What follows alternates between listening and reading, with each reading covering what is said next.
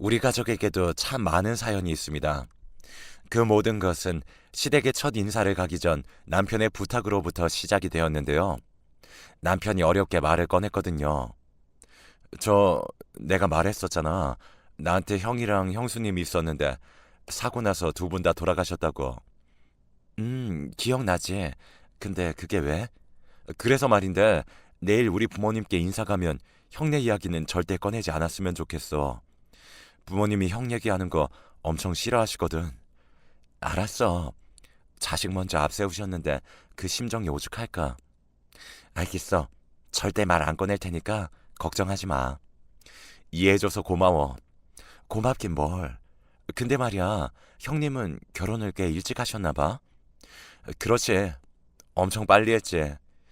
형이랑 형수님이 동갑이었는데 거의 고등학교 졸업하자마자 결혼했으니까 두 분이 진짜 사랑하셨나 보네.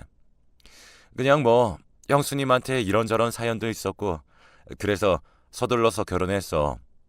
그 바람에 부모님이랑 사이가 많이 안 좋아지기도 했고. 왜? 결혼 빨리 한다고?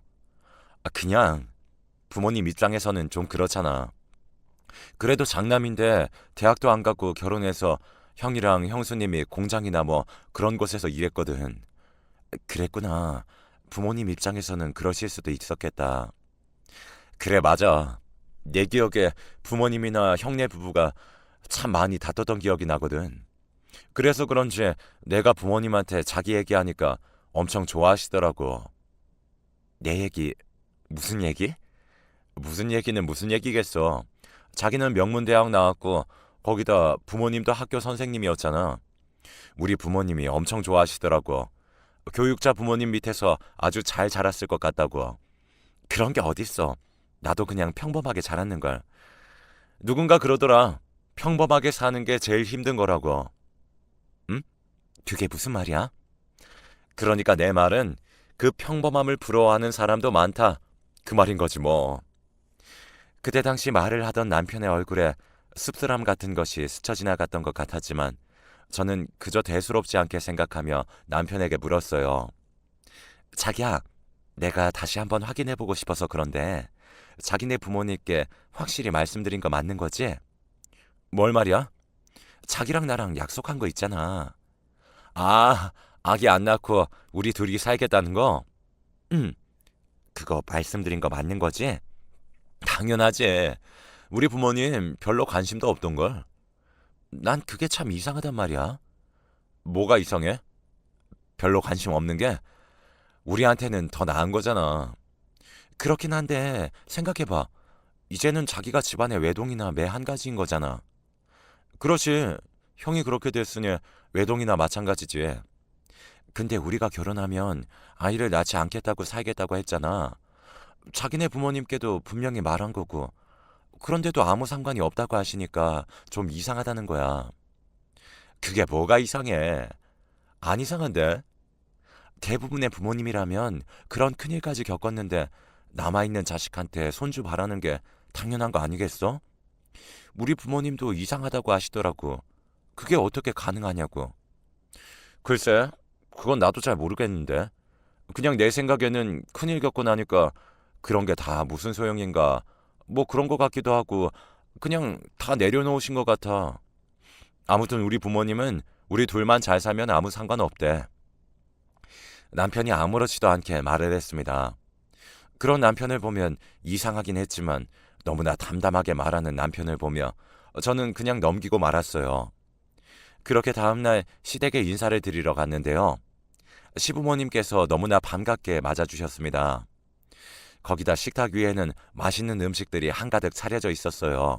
식사를 하는 내내 시어머님께서는 같은 말만 되풀이하셨어요.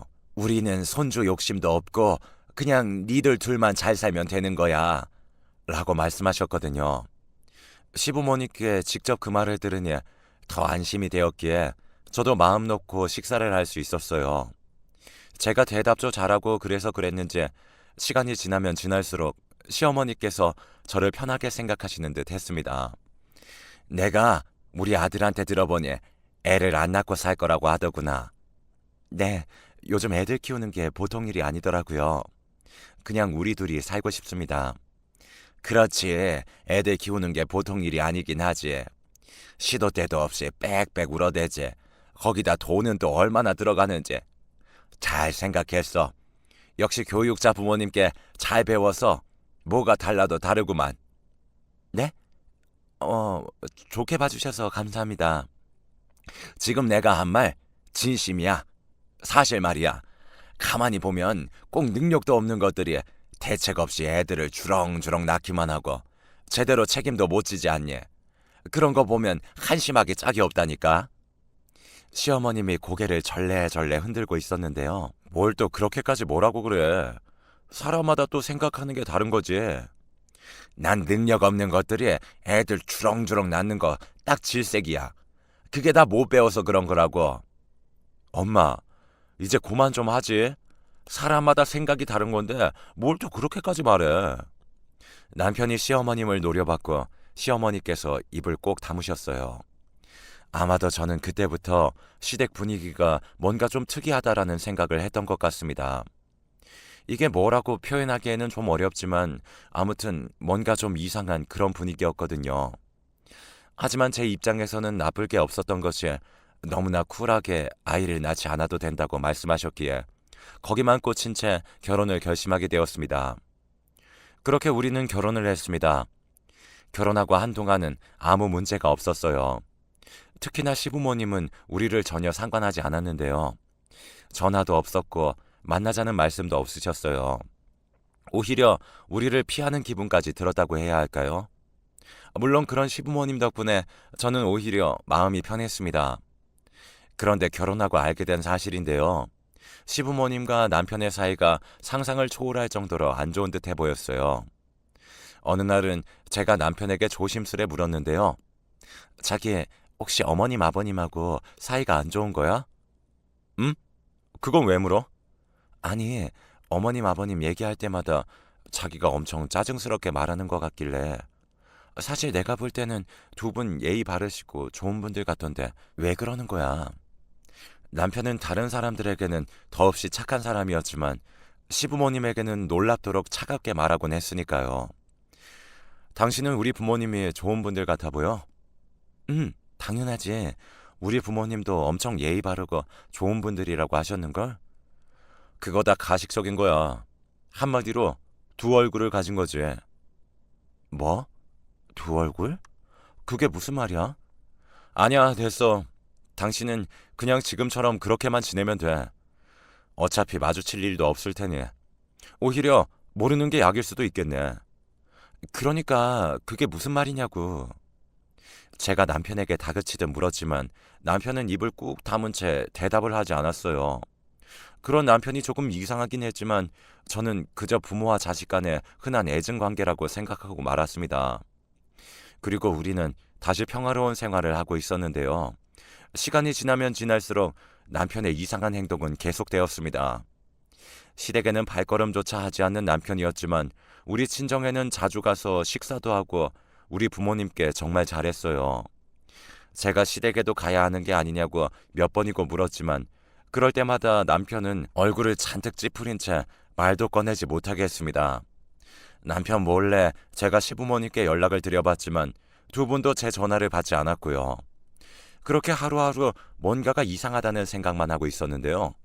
시간이 가면 갈수록 남편의 알 수 없는 행동들이 눈에 들어오기 시작했어요. 가령 이런 것들이었어요. 토요일 아침만 되면 남편이 운동을 한다며 운동복 차림으로 나가곤 했어요. 남편 말로는 결혼 전부터 해오던 습관이라면서 이해해달라고 했거든요.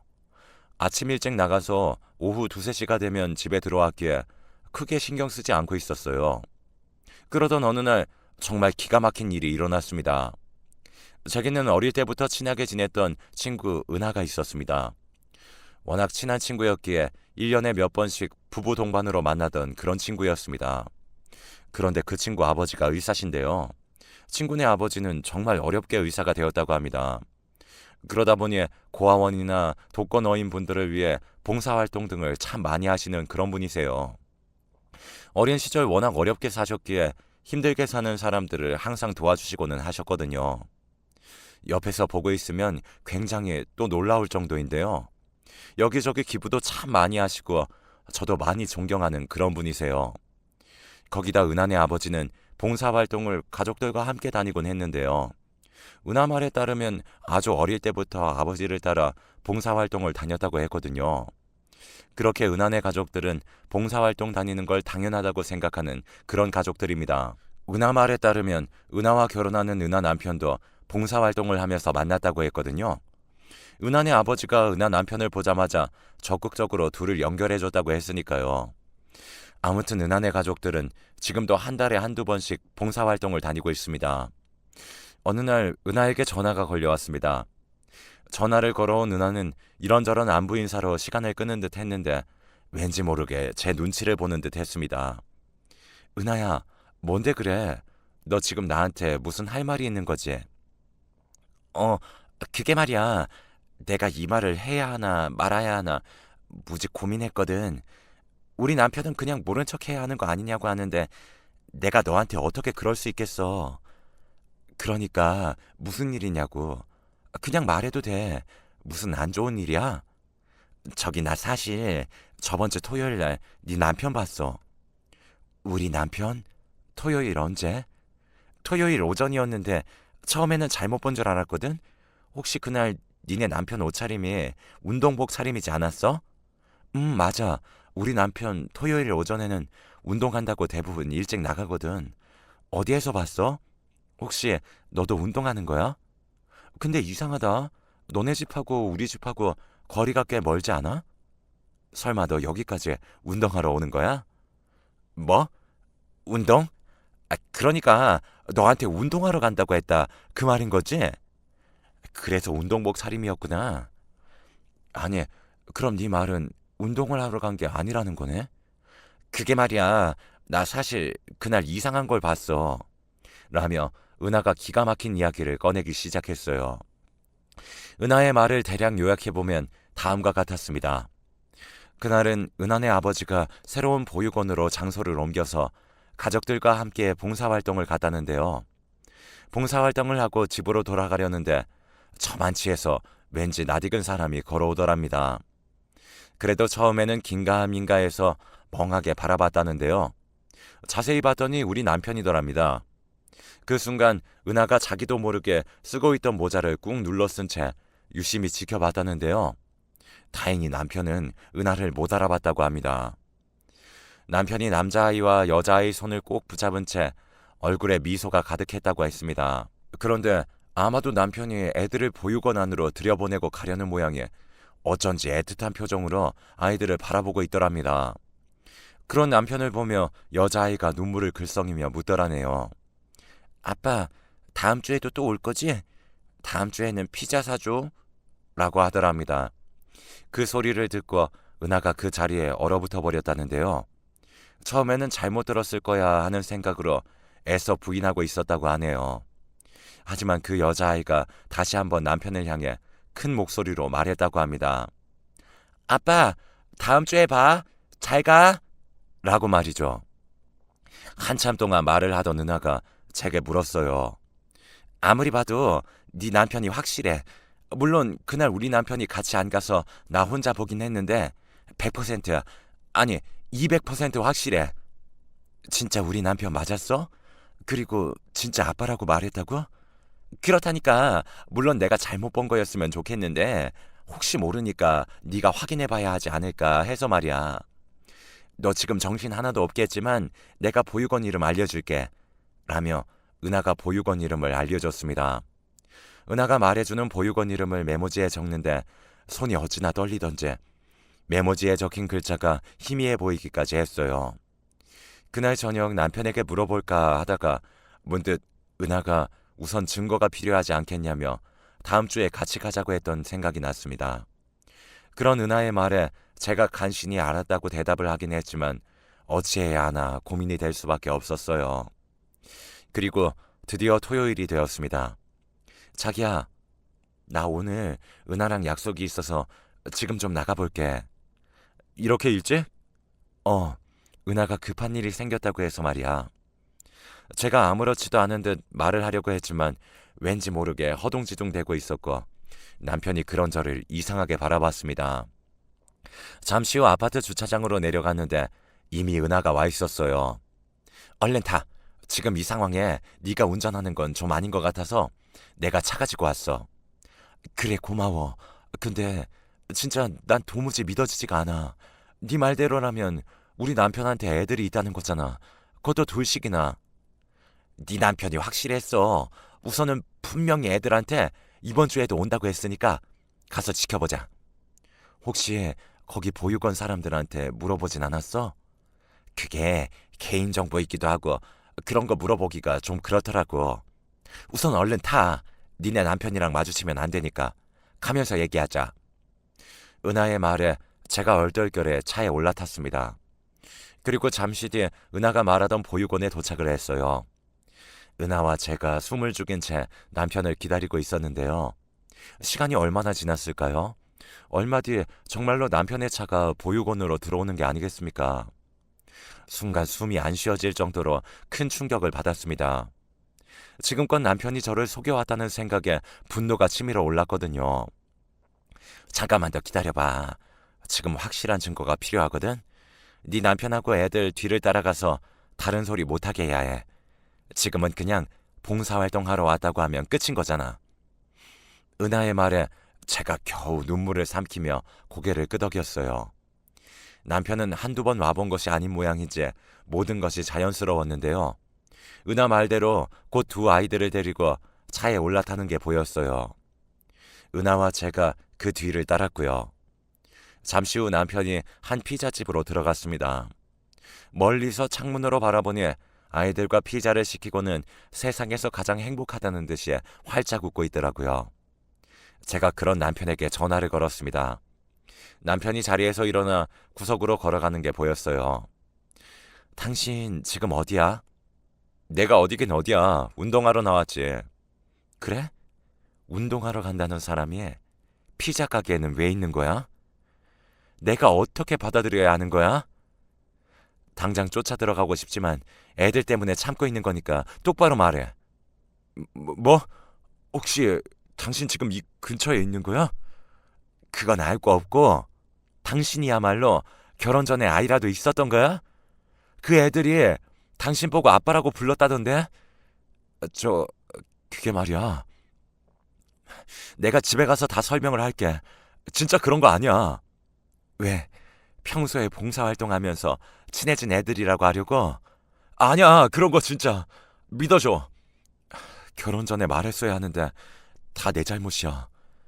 그럼 설마 진짜 당신 애들인 거야? 당신 이런 사람이었어? 이건 엄연히 사기 결혼이야. 내가 가만히 있을 것 같아? 당신이랑은 오늘 끝이야. 자기야, 지금 어디야? 우리 만나서 얘기하자. 내가 애들 피자만 먹이고 바로 당신 있는 데로 갈게. 조금만 기다려줘. 이제 보니 자식 사랑이 진짜 대단한 사람이네. 이제야 다 맞아떨어지는구나. 그래서 내가 애를 낳지 말자고 했을 때 오히려 좋아했던 거구나. 자기야, 진짜 그런 거 아니라니까. 제발 내 말 좀 들어봐. 더 이상 당신이랑 할 말 없으니까 우리 그만 이혼해. 그리고 당신 상대로 소송할 테니까 그런 줄 알아. 제가 급히 전화를 끊어버렸어요. 너 그렇게 전화를 끊어버리면 어떡해? 이혼을 하더라도 증거는 있어야 할 거 아니야. 됐어. 다 필요 없어. 이 와중에 증거가 왜 필요해? 제가 눈물까지 그렁그렁한 제 말을 했어요. 하지만 은하는 남편과 아이들이 같이 있는 사진들을 열심히 찍어대고 있었어요. 그렇게 저는 은하 차를 타고 바로 친정으로 향했습니다. 친정 부모님이 무슨 일인지 물어봤지만 그냥 피곤하다고만 한 채 방으로 들어가서는 얼마나 울었는지 모르겠습니다. 방 안에 혼자 있게 되자 별의별 생각이 다 들었는데요. 우선은 혹시나 정말로 남편이 후원해주던 아이들이 아니었을까부터 해서 저와 결혼하기 전 혹시 여자가 있었던 건가 하는 생각까지 이런저런 생각들로 머리가 깨질 듯 아팠습니다. 그때 문득 은하의 말이 다시 떠올랐어요. 내가 좀 이상했던 것이 저 남자아이 말이야. 니네 남편이랑 진짜 많이 닮지 않았어? 그래서 내가 좀 이상하다고 생각했던 거야. 라는 말을 했었거든요. 그런 은하의 말을 들어보니 정말로 남자아이가 남편과 많이 닮아 있는 것 같았어요. 그렇게 한참을 눈물만 흘리고 있었는데 잠시 후 남편이 친정으로 온 듯 했어요. 밖에서 엄마와 남편이 말하는 소리가 들려왔거든요. 무슨 일 있는 건가? 아까부터 방에 틀어박혀서 나오지도 않고 있어. 죄송합니다. 오해가 좀 있었어요. 그래? 오해가 있으면 풀어야지. 라는 엄마의 목소리가 다시 들려왔고 제가 벌컥 문을 열고 밖으로 나왔어요. 오해? 무슨 오해? 진짜 뻔뻔하다. 그 남자애 말이야. 당신이랑 닮았던데? 오해는 무슨 오해야? 그거 당신이 오해하고 있는 거야. 우선 나랑 나가서 얘기 좀 하자. 당신한테 미리 말을 했어야 했는데 다 내 잘못이야. 다 필요 없으니까 당장 나가. 난 당신이랑 이혼할 거야. 어디 숨길 게 없어서 애를 숨기고 결혼할 수가 있어. 제가 집안이 떠내려가라 소리를 질렀습니다. 애? 뭐 애라니 그게 무슨 말이야? 아닙니다 장모님. 이 사람이 지금 오해를 좀 하고 있는 겁니다. 사실 그 애들 우리 형 아이들이야. 남편이 자포자기한 표정으로 그대로 주저앉아 버렸어요. 형 아이들이라니? 그게 무슨 말이야? 말 그대로야. 사실 우리 형하고 형수님이 혼전 임신으로 그렇게 빨리 결혼을 했었거든. 남편이 괴로운 듯 머리를 감싸 안으며 어쩔 줄을 몰라 했어요. 그 뒤 남편의 입에서 충격적인 이야기들이 터져 나왔습니다. 사실 형님 부부가 혼전 임신으로 급히 결혼을 했다고 합니다. 그런데 돌아가신 형님이 고아였다고 하네요.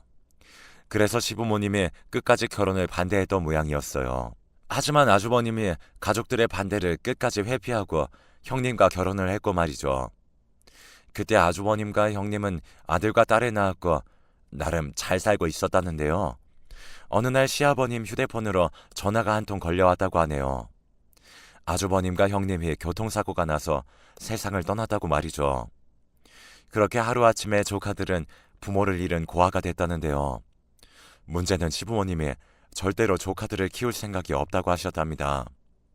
결국 그 문제로 인해 시부모님과 남편의 사이가 틀어졌던 거였고요.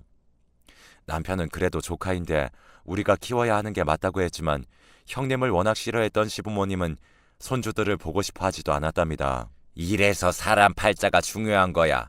파라. 쟤들도 지 엄마 팔자 닮아서 고아가 되지 않았니? 쟤들 데리고 있어봐야 우리한테 좋을 거 하나 없다. 요즘은 고아원도 잘 되어 있어서 괜찮아. 엄마, 진짜 너무한 거 아니야? 아무리 그래도 할머니, 할아버지랑 삼촌이 있는데 고아원에서 보내는 건 좀 아니잖아. 몰라. 우리는 죽어도 못 키우니까 그런 줄 알아. 그럼 내가 키울게. 뭐? 네가 어떻게 키울 건데? 회사 다니는 네가 애들 데리고 살 거야? 무슨 수로 키울 건데? 라며 남편을 몰아세웠다고 하네요. 그렇게 결국 조카들은 보육원에 들어가게 되었답니다. 하지만 죄책감에 시달리던 남편은 조카들을 모른 척할 수 없었다고 합니다. 그래서 한 달에 몇 번씩 조카들을 보러 다녔다고 하네요. 문제는 저랑 결혼하게 되면서 조카들을 자주 볼 수가 없었기에 토요일마다 운동한다는 핑계로 보육원을 갔었던 거라고 합니다. 말을 하는 내내 남편이 눈물을 흘리고 있었어요. 정말 미안해. 당신한테 절대 부담 주기 싫어서 그랬어. 그리고 내가 키울 형편도 안 돼서 그냥 그렇게 챙겨주려고 했던 거야. 미리 말 못해서 진짜 미안해. 혹시나 그 문제 때문에 당신이 나랑 결혼 못한다고 하면 어쩌나 싶어서 차마 말을 꺼낼 수가 없었어. 진짜 기가 막혀서 말이 안 나온다. 가족들이 어쩌면 그럴 수가 있어? 난 당신이랑 시부모님이 날 속인 것보다 당신 조카들한테 그렇게 한 게 더 소름이 끼쳐. 정말 미안해. 나도 어떻게 할지 모르겠더라고. 처음에는 나도 데리고 오려고 했어. 근데 혼자 아이를 키울 자신도 없고 금전적인 문제도 있을 뿐더러 여러 가지 상황이 안 좋게 얽혀 있었어. 더 이상 당신이랑 말하고 싶지 않으니까 그만 가봐. 정말 미안해. 한 번만 용서해주면 안 될까? 남편이 눈물을 뚝뚝 흘리며 쫓겨나다시피 나갔습니다. 정말이지 기가 막히다 못해 심장이 벌렁거리더라고요. 사람들이 어쩌면 그럴 수가 있을까요? 그러면서 시부모님을 처음 만났을 때 했던 말들이 다시 생각났습니다. 꼭 능력 없는 것들이 애만 주렁주렁 낳는다는 말이요. 저뿐만 아니라 우리 부모님도 상당히 놀란 듯 얼굴이 사색이 되어 있었는데요. 우선은 그렇게 흥분할 게 아니라 김서방 입장도 생각해 줘야 할 것 같아. 입장? 무슨 입장? 생각해봐라. 남자 혼자, 그것도 총각 혼자 애 둘을 어떻게 돌볼 수 있었겠니? 그랬으니 우선 보육원에 보낸 거지. 엄마는 김서방 심정에 조금은 이해가 되기도 해. 그래도 지금껏 조카들을 계속 챙겨오긴 했잖니. 너무 그렇게 몰아붙이지 마. 근데 니네 시부모님은 정말 충격적이긴 하다. 그래도 손주인데 어떻게 그렇게 매몰차게 그럴 수가 있었을까?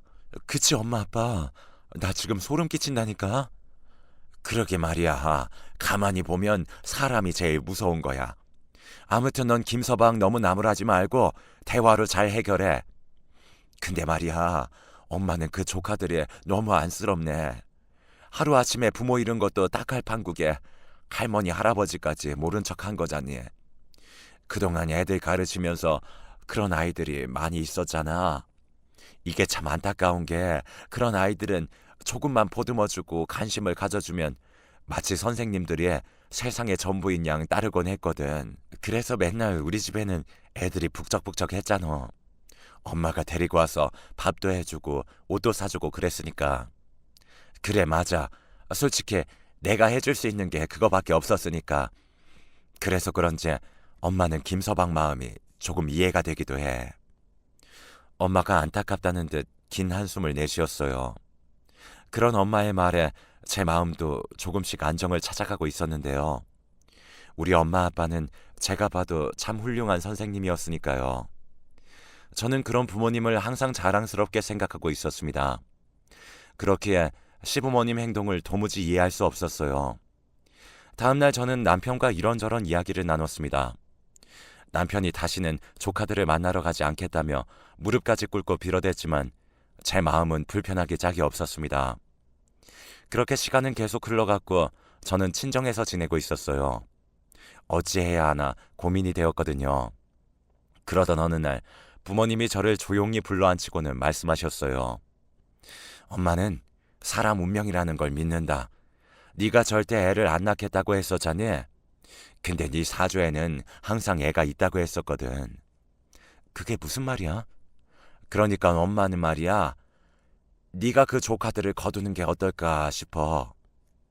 물론 그게 절대 쉬운 일은 아니겠지만 이것도 사람의 인연이 아닐까 싶거든. 엄마, 난 애 절대 못 키워. 그래서 내가 애도 안 낳는다고 했던 거잖아. 그래 알아. 근데 넌 엄마 아빠 딸이지 않니? 그럼 충분히 해낼 수 있을 거야. 엄마 아빠가 도와줄게. 그러다 손주가 태어나면 더 좋은 거고. 부모님의 말씀을 들으며 절대 안 된다고 펄쩍펄쩍 뛰었어요. 어느 날 퇴근 후 친정에 갔더니 현관에 신발이 잔뜩 있었습니다. 어머, 왔니? 엄마, 누구 왔어? 그게 말이다. 내가 김서방 오라고 했다. 엄마의 말에 남편이 주방에서 쭈뼛쭈뼛거리며 걸어 나왔습니다. 어찌나 제 눈치를 보고 있던지 고개도 들지 못하고 있었어요. 그런데 그 순간 주방에서 아이들이 나오는 게 아니겠습니까? 알고 봤더니 엄마가 남편의 조카들까지 집으로 초대했더라고요. 그냥 밥이나 함께 할까 해서 말이다. 너도 얼른 들어와서 같이 먹자. 엄마가 아무렇지도 않게 아이들을 데리고 주방으로 들어갔어요. 우리 부모님 말씀이 맞다는 생각이 들었는데요. 저도 역시 부모님을 그대로 닮았던지라 아이들의 맑은 눈을 보며 차마 내치지를 못하겠더라고요. 그리고 우리는 그렇게 가족이 되었습니다. 우리 부부가 맞벌이를 했었기에 친정에 들어가서 같이 지내기로 했어요. 아무래도 제가 육아에 많이 서툴렀기에 이래저래 부모님의 도움을 많이 받을 수밖에 없었거든요. 우리 부모님이 참 대단했던 것이 아이들을 정말 많이 예뻐해 줬어요. 처음에는 아이들도 입이 잘 떨어지지 않았던지 저를 저기요라고 불렀지만 저는 아이들을 기다려줬습니다. 그러다 어느 날은 아들이 어렵게 말을 꺼냈는데요. 저기, 이거요. 이게 뭔데? 선생님이 면담해야 된대요. 그래, 알았어. 그럼 엄마가 면담 날짜 잡을게. 저기, 엄마 진짜 감사해요. 라며 아들이 후다닥 뛰어나갔어요. 그 뒤부터 아이들이 저를 엄마라고 불렀는데요. 이 엄마라는 단어가 참 커다란 힘이 있더라고요. 아이들이 제게 엄마라고 부를 때마다 왠지 모를 책임감 같은 것이 느껴졌을 정도였으니까요. 거기다 우리와 함께 살게 되면서 아이들의 성적이 눈에 띄게 올라가기 시작했습니다. 주말마다 제가 아이들을 옆에 끼고 공부도 가르쳐 줬거든요. 덕분에 둘 다 자신감이 생긴 것인지 회장 선거에 나가서 회장이 되기도 했습니다. 어느 날은 딸의 생일이 일주일 뒤로 다가왔기에 다 함께 딸의 생일 파티를 열어주기로 했습니다. 은지야, 은지 생일 때 친구들 초대해서 생일 파티 할까? 생일 파티? 그래, 엄마랑 같이 초대장 만들어서 친구도 초대하자. 케이크도 사고 은지가 좋아하는 피자도 시키고, 그리고 너도 알다시피 엄마가 음식을 잘 못하긴 하지만 최대한 맛있게 만들어 볼게. 정 안 되면 할머니 찬스 쓰면 되고. 제가 밥을 먹으면서 아무렇지도 않게 말을 하고 있었는데 순간 딸이 흐느껴 울기 시작했습니다. 은지야, 왜 그래? 생일 파티 하기 싫어? 알았어, 그만할게. 그러니까 울지 마. 은지가 울면 엄마도 슬프단 말이야. 어느새 모든 말과 행동이 아들과 딸의 눈높이가 되어 있었기에 제가 놀란 채 어쩔 줄을 몰라 하고 있었어요. 엄마, 진짜 생일 파티 해도 되는 거야? 친구들 우리 집에 초대해서 하는 거, 그거 말하는 거지? 그래, 생일 파티 말이야. 당연히 좋아. 이제는 나한테 할아버지도 할머니도 있고 엄마 아빠도 있으니까 난 다 좋아. 그래? 엄마는 은지가 울어서 놀랐잖아. 아니, 그건 너무 기뻐서 그런 거잖아. 미안해. 엄마도 엄마가 처음이라 아직 모르는 게 많아서 그래. 앞으로 은수랑 은지가 엄마 많이 도와줘야 돼. 제가 딸을 꼭 안아줬습니다. 남편과 아들의 눈에도 눈물이 그렁그렁해져 있었어요. 그렇게 온 가족이 정성껏 준비해서 딸의 생일 파티를 열었습니다. 생일 파티를 하는데 내 딸이 제 손을 꼭 잡은 채 친구들 앞에서 엄마, 엄마를 몇 번이나 불렀는지 모르겠습니다. 그러면 제가 우리 예쁜 딸 엄마 불렀어? 라고 대답했고요. 딸의 마음이 제 마음에도 고스란히 와닿아서 가슴이 아려왔어요. 딸은 수시로 친구들에게 우리 엄마야, 우리 엄마 예쁘지? 라는 말도 했습니다. 생일 파티가 끝난 뒤 잠자리에 든 딸이 제 목을 끌어안고는 엄마, 오늘이 세상에서 제일 행복한 날이었어. 은지 엄마가 돼줘서 진짜 고마워. 세상에서 엄마가 제일로 좋아. 라며 활짝 웃었는데요. 그런 딸의 모습을 보며 가슴속 깊은 곳에서 무엇인가 뜨거운 것이 올라와 목이 메어왔습니다. 아들과 딸이 우리 집에 처음 왔을 때만 해도 제 눈치를 보느라 고개도 제대로 들지 못했었는데 그날만큼은 제 자신에게 어찌나 뿌듯했는지 모르겠어요. 나도 이제 진짜 엄마가 되어가는 거야 라는 생각이 들었거든요. 우리는 그렇게 서로를 보듬고 잘 지냈어요. 하지만 우리가 보육원에서 아이들을 데리고 왔다는 걸 안 시어머니께서 전화를 해왔는데요. 니들이 정신이 나가도 보통 나간 게 아니구나. 그런 고아 출신들을 왜 들이냐는 말이야. 애를 키우고 싶었으면 니들이 낳아서 기를 것이지. 라며 소리소리를 질렀어요. 결국 시부모님과는 아예 연락을 끊고 살고 있답니다. 그리고 우리 부부는 그 뒤에 늦둥이 아들을 한 명 낳아서 잘 키우고 있어요. 애들을 키워보니 생각했던 것보다 너무너무 예쁘더라고요. 형이랑 누나가 어찌나 잘 챙기는지 보고 있으면 미소가 절로 나왔답니다. 둘 다 공부도 잘해서 서울에 있는 대학에 떡하니 합격까지 했는데요. 둘 다 워낙 공부를 잘하다 보니 우리 장남은 회계사 시험에 합격을 해서 지금은 회계사로 일을 하고 있고 우리 딸은 할머니 할아버지 영향을 받아서 선생님이 되었습니다. 우리 부모님과 같은 선생님이 되고자 항상 노력하는 참 기특한 아이랍니다. 거기다 얼마 전 우리 장남이 돈을 꽤 많이 모았던 모양인데 할아버지께 떡하니 차까지 선물해 드렸답니다. 할아버지 할머니, 그동안 우리 키워주시느라 고생하셨는데 이제는 저희가 잘 모실게요. 아들이 차키를 할아버지께 건네며 눈물을 글썽였어요. 그 바람에 가족 모두 펑펑 눈물을 흘렸답니다. 아마도 우리 모두의 머릿속에 그동안 지나온 일들이 주마등처럼 스쳐 지나가지 않았나 싶네요. 우리 은수와 은지는 우리에게 항상 고맙다는 말을 하곤 하는데요. 저는 오히려 우리 아이들에게 더 고마울 뿐입니다. 사실 저도 은수와 은지를 키우면서 더 많이 배우고 깨닫게 되었거든요. 요즘은 우리 삼남매를 보고 있으면 그저 행복하다는 생각만 든답니다. 앞으로도 우리 가족 행복하게 잘 살아가겠습니다.